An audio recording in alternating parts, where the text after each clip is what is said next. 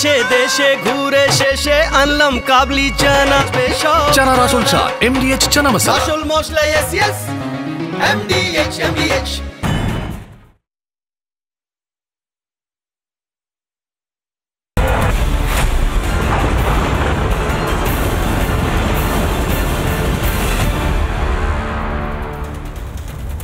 ভাবুন একটি বাড়ি, গ্রামের বাড়ি, বাড়ির মধ্যে একটি পরিবার রয়েছে, মা রয়েছে, বাবা রয়েছেন, ঠাকুরদা ঠাকুরমা তারা রয়েছেন, ছোট ছোট শিশুরা রয়েছে।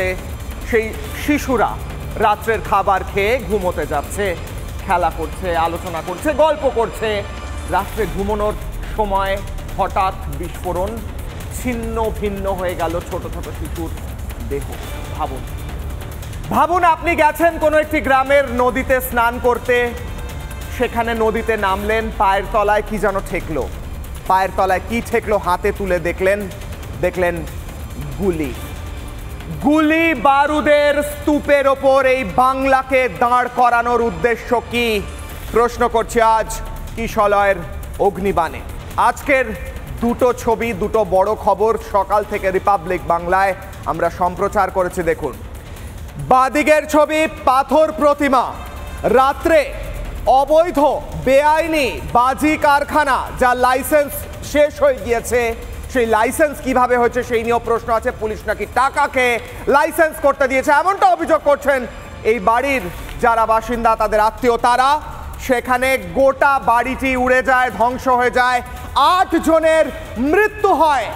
এত বারুদ খড়ের তলায় চাপা দিয়ে রাখা হয়েছিল শুধু কি বাজি তৈরির জন্য, নাকি কোনো খেলা শুরু হওয়ার আগের প্রিপারেশন, আগের প্রস্তুতি চলছিল?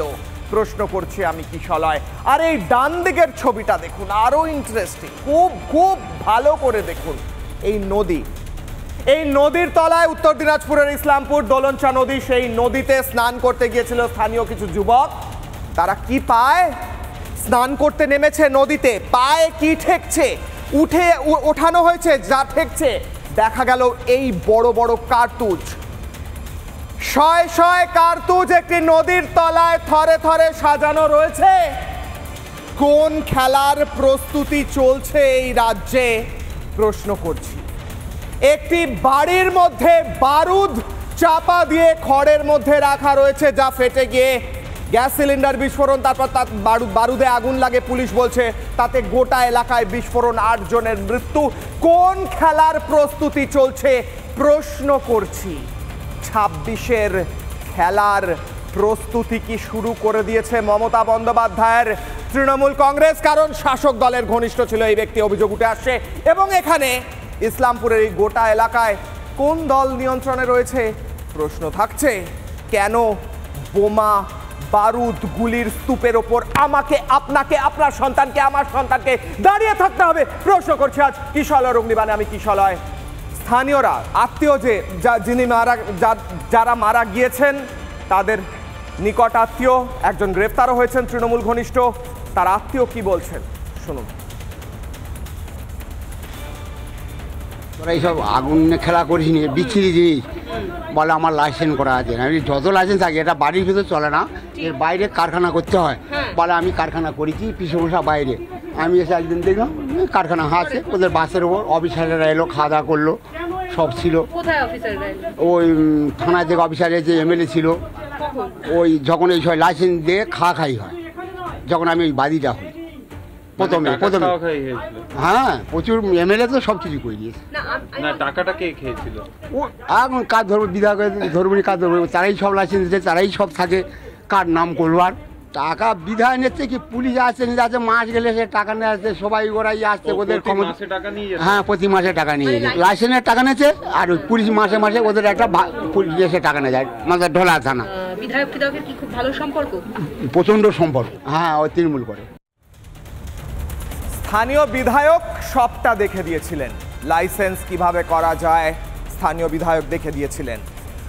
প্রতি মাসে পুলিশ এসে টাকা খেত যাতে সেইখানে এই ব্যবসা করা যায়, বলছেন যারা মারা গিয়েছেন তাদের আত্মীয়। যার এই বাজি কারখানা অবৈধ তার আত্মীয়, যার বাজি কারখানা তিনি গ্রেফতার হয়েছেন বটে। কতদিন পর হয়েছেন? পুলিশ বলছে 10 বছর ধরে ওখানে ওই কারখানা চলছিল। সেই 10 বছর ধরে যখন কারখানা চলছিল সেখানে হঠাৎ করে এত বারুদ খড়ের গাদার মধ্যে লুকিয়ে লুকিয়ে কোন খেলা খেলছিলেন এ রাজ্যের শাসক দল? খেলছিলেন কি প্রশ্ন করছি। কেন নদীর তলায় থরে থরে সাজানো থাকবে এই বড় বড় কার্তুজ প্রশ্ন করছি, যেখানে ওই নদী বাংলাদেশ বর্ডার থেকে 5 কিলোমিটার দূরত্বে রয়েছে। আমি শোনাবো পুলিশ কি বলেছে এই বিষয়ে। পুলিশ বলছে যে আমরা কার বাড়িতে সমস্তটা কি আছে, কেউ পেট্রোল রেখে দিয়েছে, কি রেখে দিয়েছে, সমস্তটা কি বোঝা সম্ভব? পুলিশের বাইট রেডি থাকলে আমি শোনাবো এ রাজ্যের পুলিশ প্রেস কনফারেন্স করে কি বলছেন এই গোটা বিষয়, নাকি দায় ঝেড়ে ফেলার চেষ্টা করছেন, কি বলছেন পুলিশ শুনবো।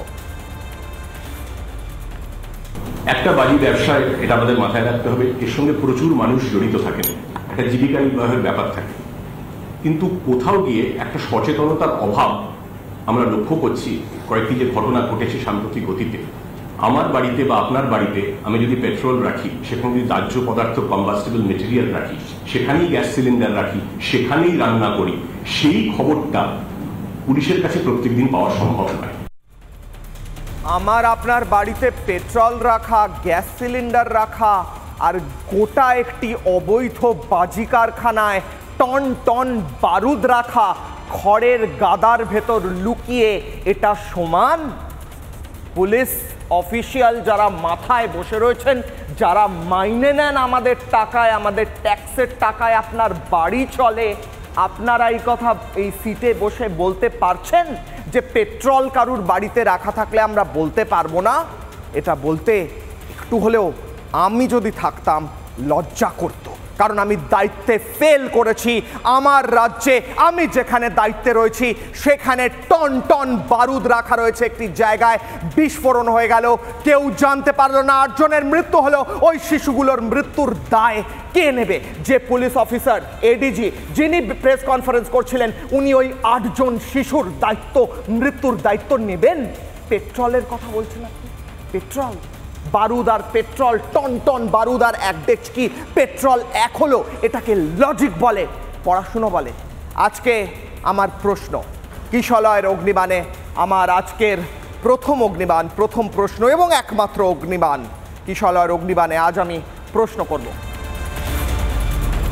আজ আমার প্রশ্ন, গুলি বারুদের ঠেলা শুরু, 26-এর খেলা শুরু হবে, খেলা হবে, খেলবো, এমনটা বারবার বলা হয়েছে শাসক দলের তরফে।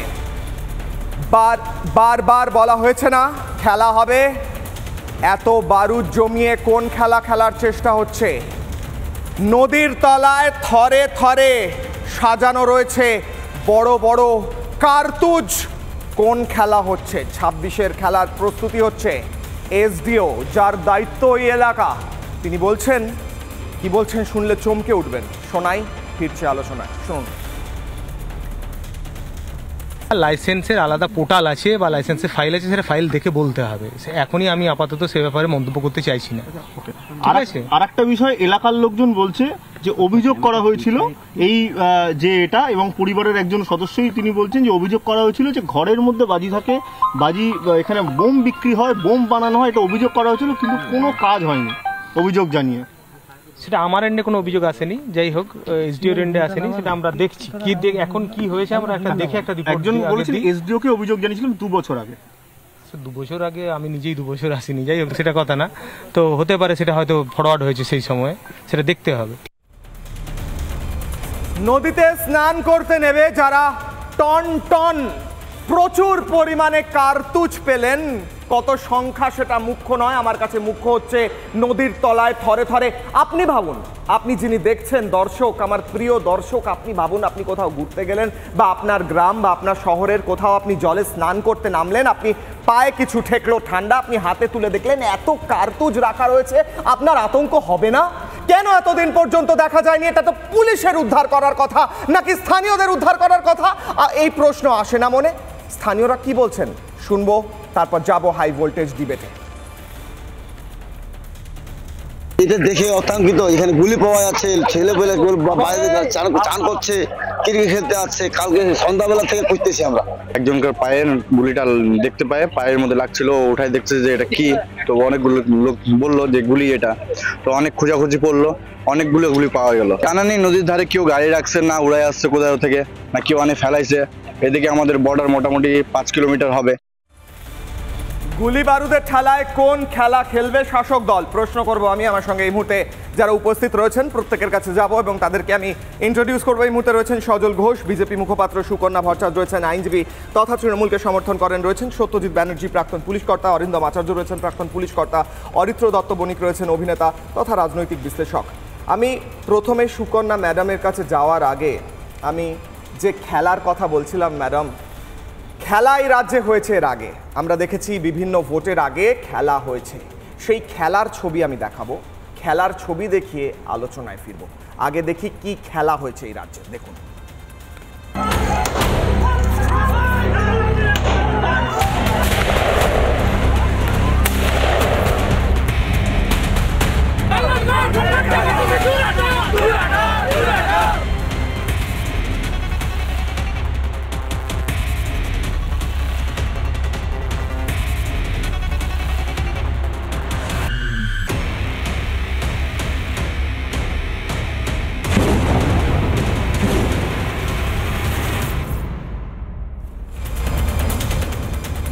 সুকন্যা ম্যাডাম, খেলা যা হয়েছে, প্রতিবার তো একটু পারফরমেন্স বেটার করার চেষ্টা করে প্রত্যেক খেলোয়াড়।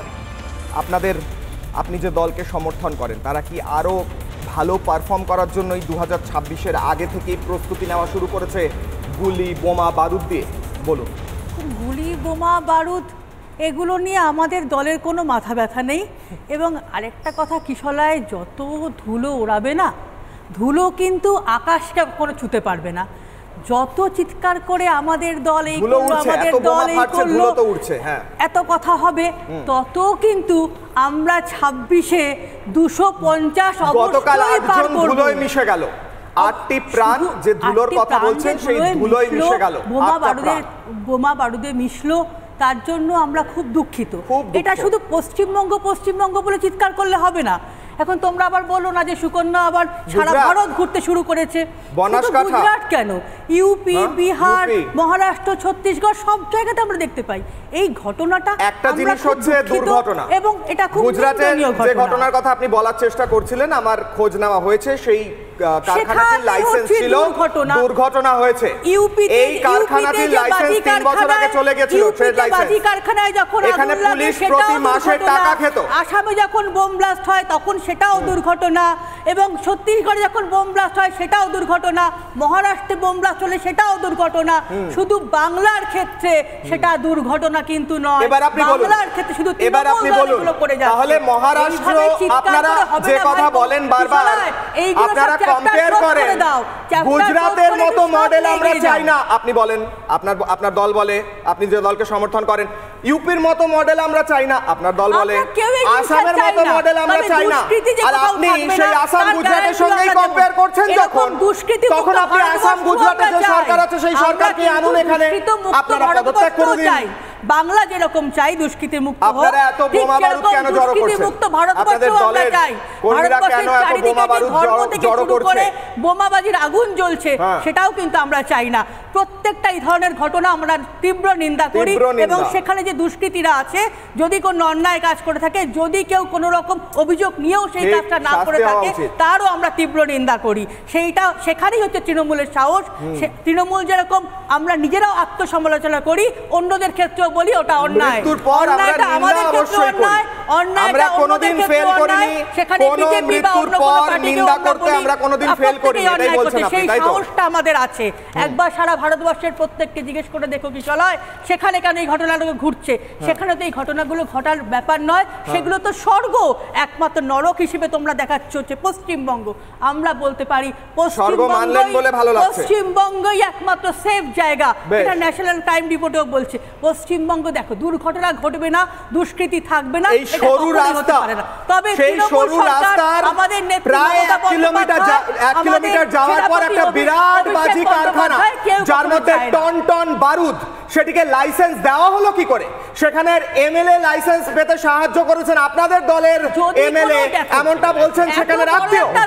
এত বড় একটা দল, এত মানুষ, 3 বছর আগে ট্রেড লাইসেন্স ব্যান হয়ে গিয়ে বাজির লাইসেন্স এক জিনিস নয়। কোথাও যদি এই ঘটনাটা ঘটে থাকে তার তদন্ত নিশ্চয়ই হবে। এমএলএ করেছে, এমএলএ অ্যারেস্ট হয়েছে, যদি কেউ এটা করে থাকেন তার নিশ্চয়ই অ্যারেস্ট হয়েছেন। দেখো ঘটনাটা আমি এখনো জানি না ওখানে কি হয়েছে, কে জানা উচিত তো।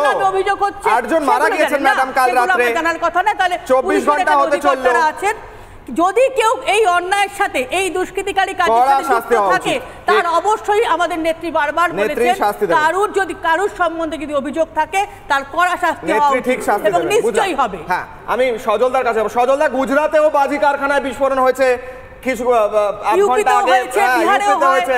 আপনারা খালি এই রাজ্যের কথা বলেন, এটা তো একটা দুর্ঘটনা। এরকম করে রাজ্যটাকে বদনাম করে দিচ্ছেন, সেই রাজ্যে শুধু দুর্নাম কেন দুর্নাম করছেন? এরকম ভাবে বদনাম করে দিচ্ছেন আপনারা। আমি বলছি এখানে দুর্ঘটনা যেটা ঘটেছে সেটা 2011 সালের 2রা মে, সবচেয়ে বড় দুর্ঘটনা, যে বাংলার মুখ্যমন্ত্রীর নাম মমতা বন্দ্যোপাধ্যায় ওই দিন শপথ নিয়েছিলেন। আমি মানছি, দেখুন যে বলছে গোলা বারুদ নিয়ে কোনো কথা হবে না, গোলা বারুদ নিয়ে কোনো কথা নয়, গোলা বারুদ নিয়ে কোনো কথা বলবেন না। শুধু মমতা বন্দ্যোপাধ্যায় শওকত মোল্লাকে ডেকে বলবেন তুই বোম বাঁধিস, বলবেন তুই বোম বাঁধিস, এটা তো মেনে নেবেন নাকি? এটাও মানবেন না। আমি বলছি দেখুন, ওনারা উত্তরপ্রদেশ বলেছেন, গুজরাট বলেছেন, বিহার বলেছেন, ভুলে গেছেন সেটা ভোপালের ইউনিয়ন কার্বাইডটাও বলতে পারতেন। হ্যাঁ, যে ওখানেও বহু মানুষ গ্যাস লিক হয়ে বহু মানুষ মারা গেছে। বোম আর গ্যাস তো একই ব্যাপার। আপনার সময় কথা বলিনি, আপনার সময় কথা বলিনি, আমি আপনার সময় কথা বলিনি, সবে তো শুরু। এবার বলছি যে আপনি বলছেন যে সেফ জায়গা, হ্যাঁ ঠিকই তো, হ্যাঁ সেফ জায়গা বটেই। কাদের জন্য সেফ জায়গা? অনুপ্রবেশকারীদের জন্য সেফ জায়গা। এই ধরুন ওই রাষ্ট্র থেকে, বাংলাদেশ থেকে একজন এখানে আসে, এসে ভোটার হয়, ভোটার হয়ে আবার সে আনসারুল্লাহ সে চলে যায় ওই রাজ্যে, তার বাংলাদেশে ফিরে যায়। হ্যাঁ, এদের হচ্ছে এটা হচ্ছে সেফ, মানে সেফ এরিয়া, মানে প্যাসেজ, সেফ জায়গা, যা কিছু বললেন। এই ঘটনাটা উনি জানেন না, খুব ভালো কথা, এই ঘটনাটা উনি নাও জানতে পারেন, কিন্তু উনি উত্তরপ্রদেশ জানেন, উনি বিহার জানেন, উনি গুজরাট জানেন। আমি ওনাকে একটা প্রশ্ন করব, আমার কথা শেষ হলে সময় এলে উত্তর দেবেন। সেটা হচ্ছে যে আপনি ঠিক বলেছেন যে এটা তো দুর্ঘটনা। আপনি শুধু আমাকে এটা বলুন, গত 5 বছরে এই ধরনের দুর্ঘটনা এই পশ্চিমবাংলায় কতগুলো ঘটেছে?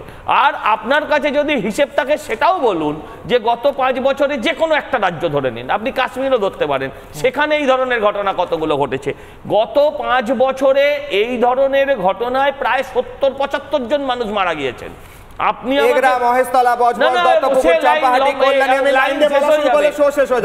প্রচুর সাধ্যবাড়ি মমতা ব্যানার্জি গিয়ে খেয়ে এসছে এদের। আমার প্রশ্ন হচ্ছে যে এই একটা ঘটনা একবার হলে দুর্ঘটনা, দুবার হলে দুর্ঘটনা, যদি প্রত্যেক দিন ঘটে, প্রতি 3 মাস অন্তর ঘটে, তাহলে এটা যদি বছরে একবার হয় তাহলে বাৎসরিক ঘটনা, 6 মাসে একবার হলে এটা হাফ ইয়ারলি ঘটনা, কোয়ার্টারলি ঘটনা। আপনি এইভাবে বলুন ঘটনাকে। আমার প্রস্তুতি চলছে, আমি প্রস্তুতি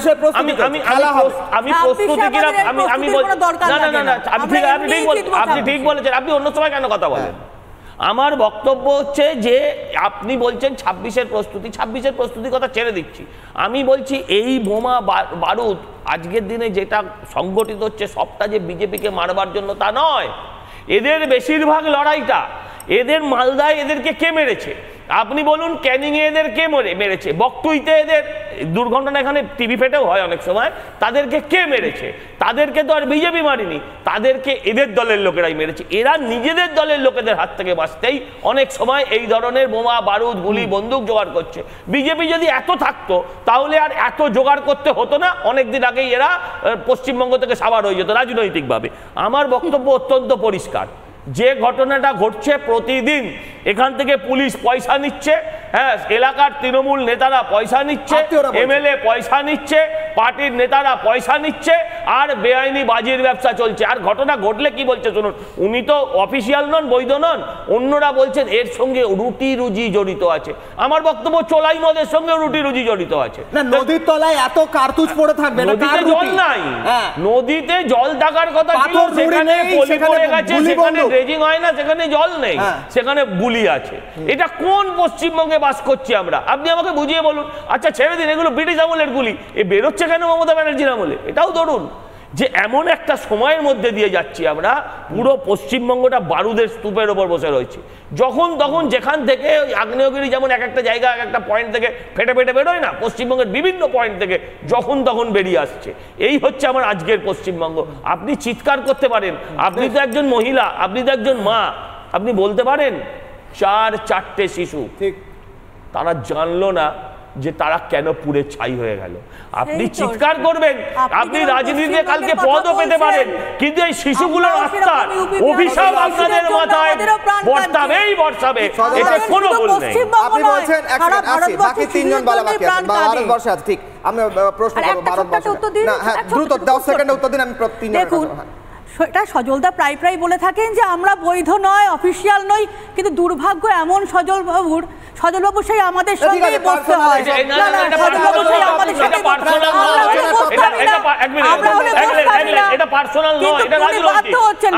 দেখুন, এটা আমার সত্যিই দুর্ভাগ্য, এটা আমার সত্যিই দুর্ভাগ্য যে দল বিরোধী লোকের থেকে দলের কথা শুনতে হয়। কারণ দল অফিসিয়ালি অ্যানাউন্স করেছে এখানে যারা তৃণমূলের হয়ে বলবে তারা আসলে তৃণমূল নয়, আর আপনারা তৃণমূলের হয়ে বলছেন।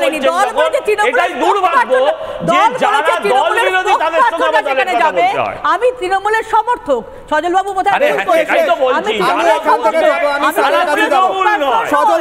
আমি স্যারের এক সেকেন্ড, আমাকে যেতে হবে না, আমি সত্যজিৎ স্যারের কাছে যাব। এক সেকেন্ড সুকন্যা ম্যাডাম, চারিদিকে ঘুরে বেড়ানো অভ্যেস বলা যায়। বুঝলাম ম্যাডাম, আমি আসছি আপনার কাছে। আমি বলছি স্যার, আমার প্রশ্ন আমার সঙ্গে রয়েছে সত্যজিৎ, চলে যাই আপনি ওই জায়গাটা থাকবেন না। সত্যজিৎ ব্যানার্জি আছেন আমার সঙ্গে, আমি যদি তৃণমূলে চলে যাই তাহলে আপনার ওই জায়গাটা থাকবেন। আরে আমার এক সেকেন্ড, আমি অডিও ডাউন করে আমার বাইক চালাতে হবে না, তাহলে বাইক চালাতে হবে। বলছি না, যদি আমি কোর্টে না যাই, যদি আমি এক সেকেন্ড, তাহলে আপনি আমার টপিক আলাদা। আরে আসুন, আমার টপিক আলাদা। আমি স্যারের কাছে যাব। প্রাক্তন ডেপুটি কমিশনার কলকাতা পুলিশের স্যার, আমার প্রশ্ন হচ্ছে এটা তো ব্রিটিশ আমলের গুলি বন্দুক কিনা আমি জানি না, যেগুলো নদীর তলা উদ্ধার হচ্ছে, কারণ ওখানে প্রতিদিন মানুষ স্নান করতে যান, কিন্তু এখন আজকে গিয়ে হঠাৎ পায়ের তলায় পেলেন, মানে কোথাও থেকে সেটা এসেছে। এত বারুদের স্তূপ যেখানে রাখা রয়েছে, সেই বারুদের স্তূপ এই ছোট্ট একটা গলির মাথায় রাখা রয়েছে। এনআইএ চেয়েছেন সুকান্ত মজুমদার, এনআইএ রাজ্য আসবেন না, আমি উত্তর নেব স্যার। এটা পুলিশের কি দায়িত্ব ছিল স্যার? দেখুন, প্রথম কথা হচ্ছে জলে আমরা জেনারেলি দেখেছি আমরা মাছ থাকে, জলে যে লাইভ কার্টিস পাওয়া যায় সেটাও কিন্তু .303 মানে রাইফেলের এবং মাস্কেটের, এটা কিন্তু থাকা অনুচিত। কারণটা হচ্ছে যে আমরা মাছ দেখে অভ্যস্ত, আমরা কাঁকড়া দেখে অভ্যস্ত, শামুক দেখে অভ্যস্ত, কিন্তু ওই যে দেখাচ্ছেন আপনার টিভির মাধ্যমে লক্ষ লক্ষ লোক দর্শক দেখছে, এটা 303 গুলি এবং মাস্কেটের গুলি। এই মাস্কেটের গুলি এবং প্রত্যেকটা আপনি বলছেন যে কিছুক্ষণ আগে বললেন যে ইংরেজদের সময় এটা খুব তাজা গুলি, খুব তাজা গুলি, কিছুদিন আগে এটা ফেলে দিয়ে গেছে, এখানে কেউ ভয় পেয়ে ফেলে দিয়ে গেছে। এটা হচ্ছে 1 নম্বর। 2 নম্বর হচ্ছে যে অর্থাৎ পুলিশ এখানে যদি ধরতে পারতো তাহলে এটা সিরিয়াল লিস্টে আসতে পারতো, তার মানে একজনকে রেসপন্সিবল পিকস আপ করা যেত, সেটা হয়নি। আমি দেখুন, আমি পলিটিশিয়ান নই, এদিকে আমাদের যে ম্যাডাম বসে আছেন কিংবা আমাদের সজল বসে আছে, এরা পলিটিক্সের কথা বলবে, আমরা কতগুলো প্রিন্সিপালের কথা বলছি। সেই কথাগুলো কি কি আছে? 2টো কথা।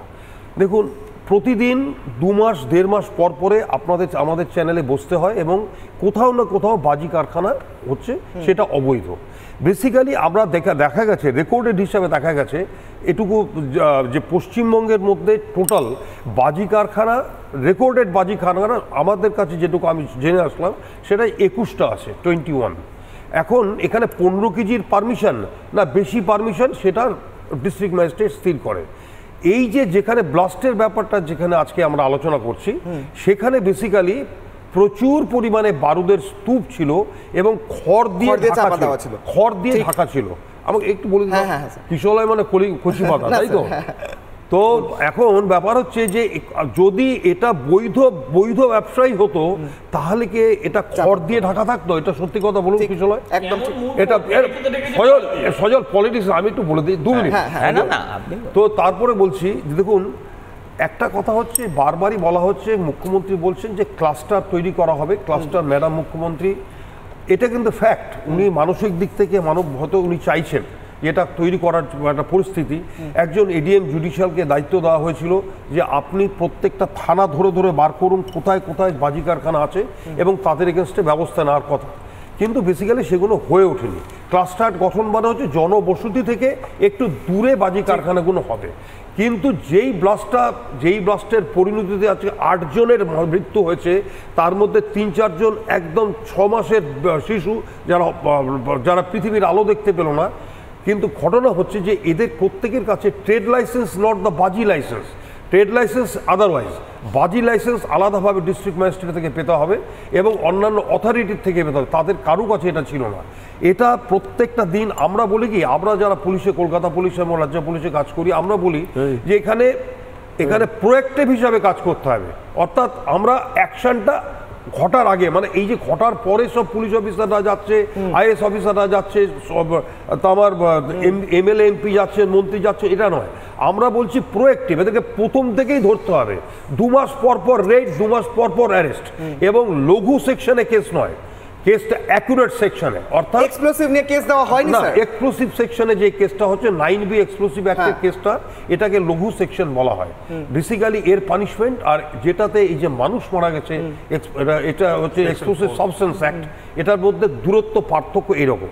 অর্থাৎ যদি আপনি 9B এক্সপ্লোসিভ অ্যাক্টে হন, সে বেল নিয়ে চলে আসবে, কিন্তু ইয়েস অ্যাক্টের কেসে, এক্সপ্লোসিভ সাবস্টেন্স অ্যাক্টে যদি দেন, সে বেল পাবে না। 10 বছরের সাজা আছে, 10 বছরের স্যার। আমরা আপনাকে স্যার, যে অ্যামাউন্টে বারুদ ওখানে খড় দিয়ে চাপা দেওয়া ছিল, আমার প্রশ্ন, আমি হাইপোথেটিক্যালি জিজ্ঞেস করছি, সেটা কি শুধু বাজির জন্যই ব্যবহার হতে পারে, নাকি অন্য কাজেও ব্যবহার করার প্রয়োজন পড়লে করা যেতে পারে? ওই বারুদগুলো বোম বাঁধতেও ব্যবহার করা যেতে পারে যদি প্রয়োজন পড়ে। কিশলয়, দেখুন, আমি সত্যি কথা বলি, আমি মিডিয়া ট্রায়ালে আসি না, এটা ইনভেস্টিগেশনের চ্যাপ্টার, তো এটা কি জন্য রেখেছিল সেইটা এখন কিন্তু ফরেনসিক এসছে। ফরেনসিক এটা দিয়ে কি বোমা বানানো যেতে পারে? যেতে পারে। সজল দা একটু আমি যেতে পারে। ঘটনা হচ্ছে যে এই যে বাজির কারখানা যেটা ধরা পড়েছে, এক্সপ্লোসিভ ধরা পড়েছে, এখানে ফরেনসিক এক্সপার্টরা এসছেন, ফিজিক্সের এক্সপার্টরা এসছেন, তারা একটা বিশাল রিপোর্ট তৈরি করে তারা গভর্নমেন্টকে দেবে এবং পুলিশকে দেবে। আমরা সেই রিপোর্টটাই কিন্তু সাধারণ দর্শককে বলবো।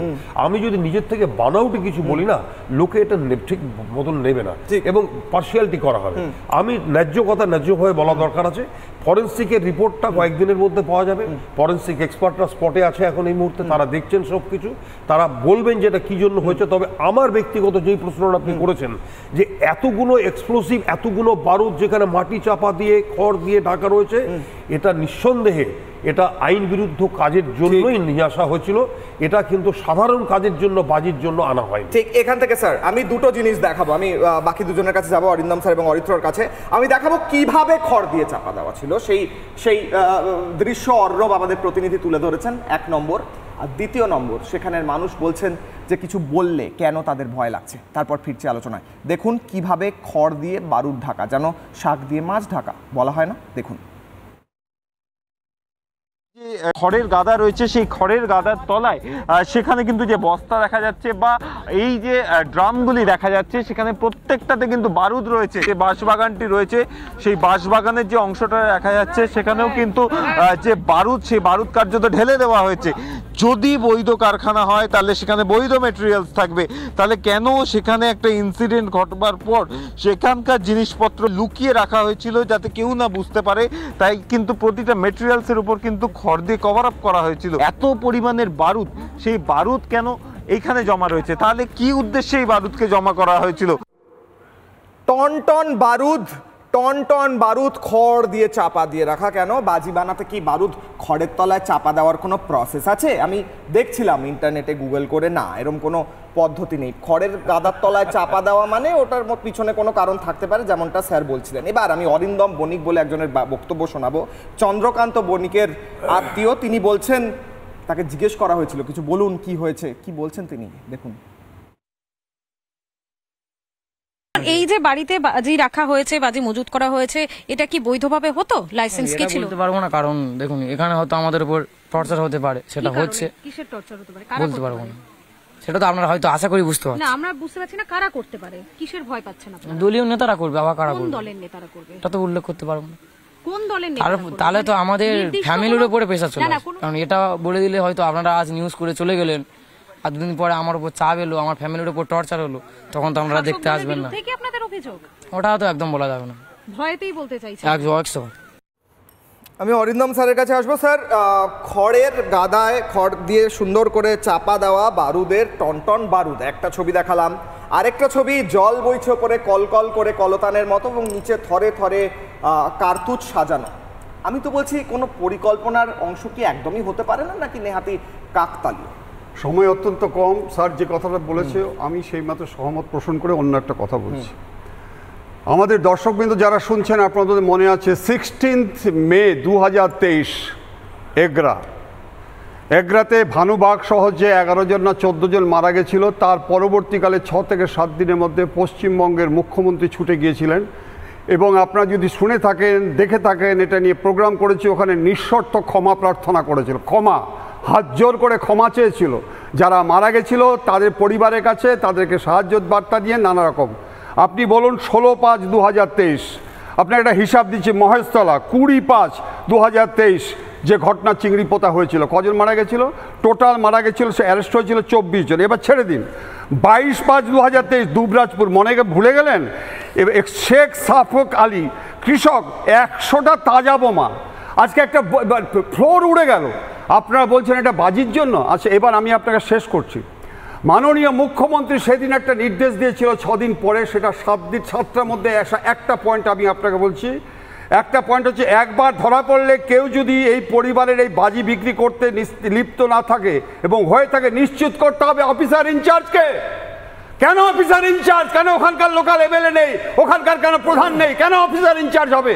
আজকে আমি আপনাদের একটা কথা, লাইসেন্সটা করিয়ে আমি আপনাদের লাইসেন্স, ওখানে লোক বলছে এমএলএ সবটা দেখছেন, সবটা জানেন এমএলএ ওখানে কি চলছে। শুনুন, আমি তো মহেশতলা থানায় চাকরি করেছি, এভাবে লাইসেন্স হয় না। আপনারা বোধহয় জানেন এই লাইসেন্সের মধ্যে আবার কিন্তু আপনার এনভায়রনমেন্ট প্রোটেকশন এবং ফায়ার সার্ভিসের লাইসেন্স ক্লিয়ারেন্স চাই, এভাবে হয় না। আপনাকে বলুন যে একটা পেপারে দিয়েছে 31/5/2023 ভয়ঙ্কর ওয়েস্ট বেঙ্গলে 2009 থেকে 2023 আজকে বাজি কারখানায় বিস্ফোরণের 27টি ঘটনায় 90 জনের মৃত্যু। তার মধ্যে 2011 থেকে 2023 মার্চ 76 জনের মৃত্যু এবং পঙ্গু হচ্ছে 36। কি বলছেন? কি আলোচনা করবো আপনাদের সাথে? আজকে পুলিশের কাছে কি নেই? আজকে স্যার যেটা বলছেন, environment explosive substance act under section 40, তাতে 20 বছরের জেল। আজকে সেকশনটা দিচ্ছে কোথায়?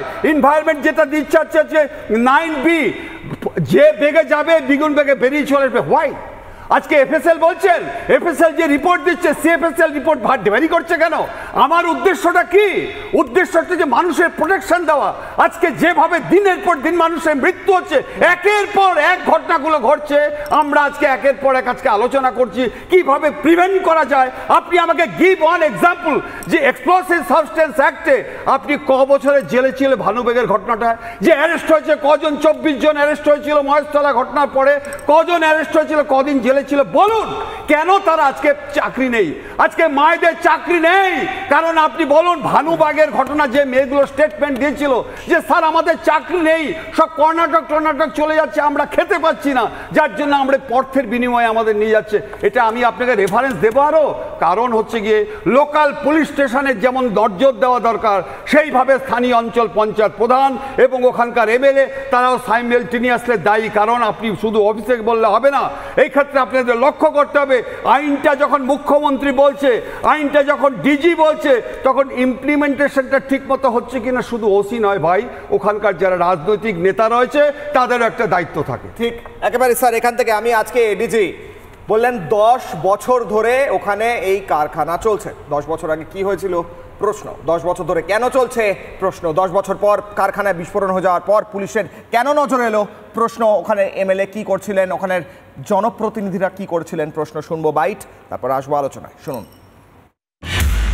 বাজি কারখানা আমরা খতিয়ে দেখছি, স্থানীয় সূত্রে আমাদের ইনকোয়ারি এখনো চলছে, বছর 10 ধরে চলছিল বলে প্রাথমিকভাবে আমরা জানতে পেরেছি। ইলিগাল কারখানা কি লিগাল কারখানা, নথিপত্র কি আছে, তাদের লাইসেন্স ছিল কি ছিল না, সেটা সবই ইনভেস্টিগেশনের ব্যাপার, আমরা বিস্তারিত খতিয়ে দেখছি।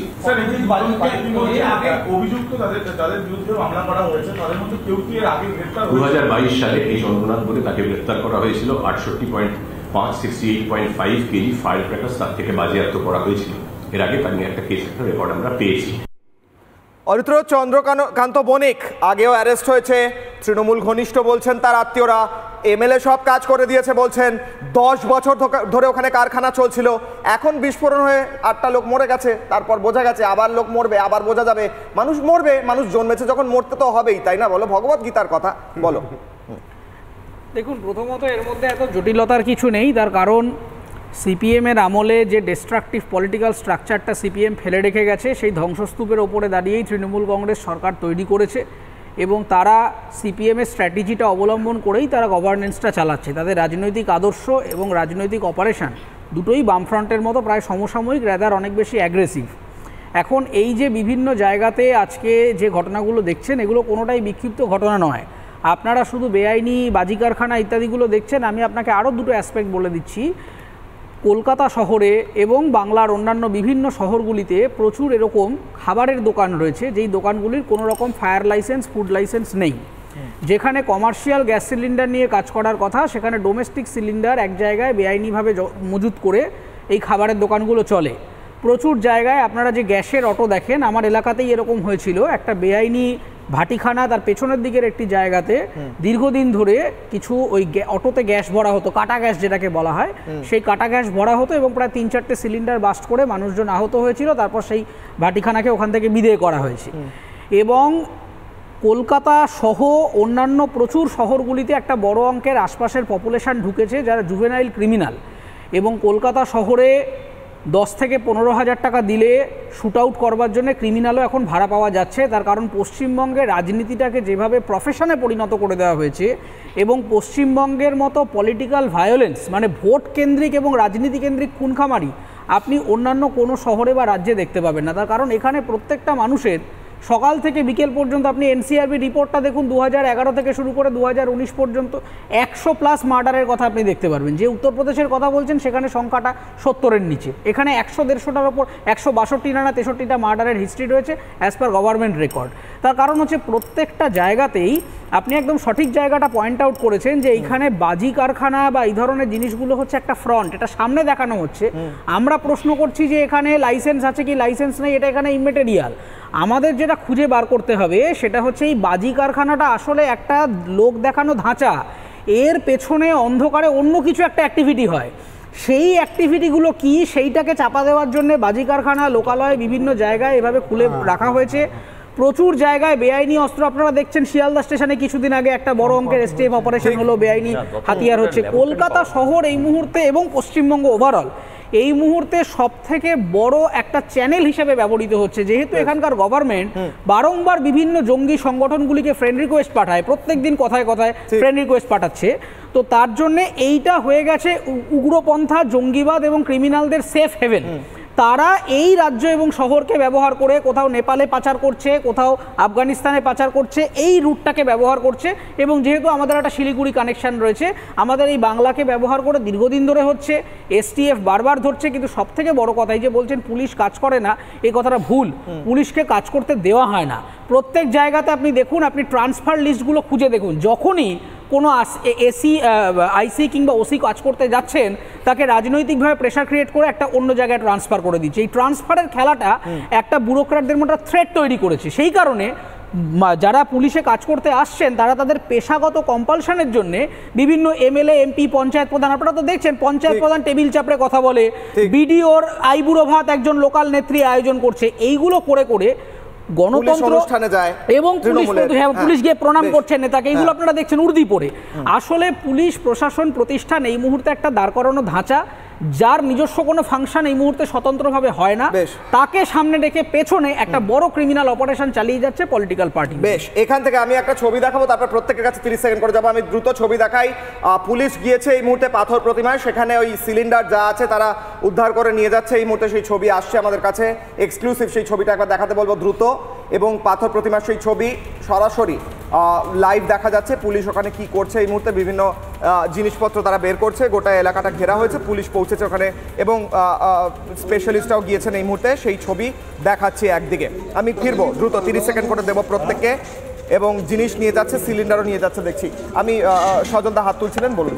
না, আমি বলছি যে পশ্চিমবঙ্গে আমরা ছোট যখন ছিলাম তখন আমরা দেখেছি বুড়িমার বোমা, আর আজকের দিনে পশ্চিমবঙ্গে দাঁড়িয়ে আমরা যেটা দেখছি সেটা হচ্ছে পিসি মার বোমা। মানে আগে বুড়িমার বোমা, এখন পিসি মার বোমা। এই একটা বিষয়ে আমি দেখলাম যে এখানে যিনি তৃণমূলের হয়ে বলছেন তিনি এবং এডিজির মধ্যে দারুণ মিল। উনি জানেন না, কে এমনিও জানেন না, উনিও জানেন না। এডিজি জেনে গেছেন যে 10 বছর ধরে ব্যবসা চলছে, এখন একটা ওয়ান ক্লিকে দেখতে পাওয়া যায় তার বাজির লাইসেন্স আছে কি নেই, সেটা উনি বলতে পারলেন না, তাই বলে দিলেন জানি না। আরেকটা দেখুন, এই যে ভানুবাগ এবং বণিক পরিবার, এদের প্রত্যেকের সঙ্গে তৃণমূলের ভীষণ সখ্যতা। আপনাদের একটু মনে করাই, দত্তপুকুরে একটা বাজির কারখানায় কিছুদিন আগে ব্লাস্ট হয়েছিল। সেই দত্তপুকুরের কারখানাটার পাশে দেখা গেছিল ল্যাবরেটরি পাওয়া গেছিল, যেখানে বিদেশি কোম্পানির বিকার থেকে শুরু করে সমস্ত একটা ল্যাবরেটরিতে উন্নত মানের যেটা থাকে সেটা। আপনি বলুন তো, বোমা আপনি বাজি বানাবেন, চকলেট বোমা বানাবেন, আপনি টুকরি বানাবেন, আপনি রকেট বানাবেন, রং মশাল বানাবেন, ল্যাবরেটরি কিসের জন্য প্রয়োজন? এখান থেকেই বোঝা যায় যে যতই চিৎকার করুন না কেন, আসলে পর্দা আড়ালে বোমাই তৈরি হচ্ছে। 10 সেকেন্ড করে দিতে পারবো দ্রুত। হ্যাঁ, দেখুন, আপনারা রাজ্য পুলিশ, কলকাতা পুলিশ প্রশাসন সবার উপরে কোশ্চেনটা করলেন, কিন্তু একবারও বুকের পাটা বা আঙুল তুলে এনআইএর দিকে কোশ্চেনটা তুলে দিচ্ছেন না। এই যে এনআইএ কি করছে, অবশ্যই এনআইএর একটা দায়িত্ব থেকে যায়। থামুন তো, আরে থামুন, এনআইএর একটা অবশ্যই দায়িত্ব পেয়ে। আর এখানকার এসটিএফ চুপ করুন, আরে চুপ করুন, আপনি চুপ করুন। আমাদের এখানে এসটিএফ যথেষ্ট দক্ষতার সাথে কাজ করছে এবং এনআইএর একটা অবশ্যই দায়িত্ব। এবং বাংলা ইউপি হিসেবে, বাংলায় তো কেসগুলো রেকর্ডেড হয়, ইউপিতে সেই সাউন্ডটা করে, ইউপিতে সেই রেকর্ডটা আপনারা করতে পারবেন না, ইউপিতে সেই রেকর্ডটা আপনারা করতে পারবেন না যে ওখানে কতগুলো কারখানা আছে, ইউপিতে সেই সাহসটা আপনারা করতে পারবেন না। এনআইএর কথাটা একটু বলে দেওয়া দরকার আছে। যখন কেসটা 9B এক্সপ্লোসিভ একটা কেসটা লেখা হবে, তখন এনআইএ ঢুকতে পারবে না। যখন এটা এনআইএ এতদিন ধরে কি করছিল, যখন এটা ইএস একটা কেস লেখা হবে, তখন কিন্তু এনআইএ এটা ঢুকবে। ঠিক, একটা সেন্টেন্স। ন্যাশনাল ইনভেস্টিগেশন এজেন্সি রাজ্য সরকার না চাইলে, হাইকোর্ট না দিলে ঢুকতে পারে না। তাহলে এনআইএ তাহলে কোনো দায়িত্ব নেই, এনআইএর কোনো দায়িত্ব নেই, এনআইএ তাহলে দায়িত্ব থেকে মুক্ত, প্রশ্নটা এনআইএ তাহলে দায়িত্ব থেকে মুক্ত। তাহলে এখানে তাহলে 356 রাষ্ট্রপতি শাসন জারি করে দেওয়া হোক, তাহলে বলে দিতে হবে। না, বললে তো হবে না, এনআইএ নিতে পারে। সবই যদি কেন্দ্রীয় এজেন্সিকে ডেকে করাতে হয়, তাহলে রাজ্য পুলিশ বিভাগটা তুলে দেওয়া উচিত। তাহলে প্রশাসন এখানকার রেখে লাভ, তাহলে কেন্দ্রীয় সরকারের কোনো দায়িত্বই নেই। না, আমার কাছে একটা সমস্যা, 26 এর কি প্রস্তুতি, প্রশ্ন করছি 26 এর প্রস্তুতি কি এখন থেকে শুরু হয়ে গিয়েছে এবং সেই কারণে বারুদ, বোমা, গুলি মজুদ চলছে? একবার মনে করিয়ে দেবো দর্শকদের কোন খেলার প্রস্তুতির কথা বলছি আমি। মনে আছে পঞ্চায়েত ভোট, বিধানসভা ভোট, লোকসভা ভোট? দ্রুত দেখাবো, দেখে নিন একবার একদম শেষ করার সময় কি খেলার প্রস্তুতি চলছে। আপনারাও প্রস্তুত হয়ে যান, দেখুন। দেশে দেশে ঘুরে শেষে আনলাম কাবলি চানা স্পেশাল, চানার আসল চা MDH চানা মশলা, আসল মশলা yes MDH। নানা ধরনের কন্টেন্ট দেখার জন্য লাইক করুন, শেয়ার করুন আমাদের ফেসবুক পেজ, সাবস্ক্রাইব করুন আমাদের ইউটিউব চ্যানেল। পাশাপাশি অন্যান্য ব্রেকিং নিউজের জন্য অবশ্যই চোখ রাখুন রিপাবলিক বাংলায়।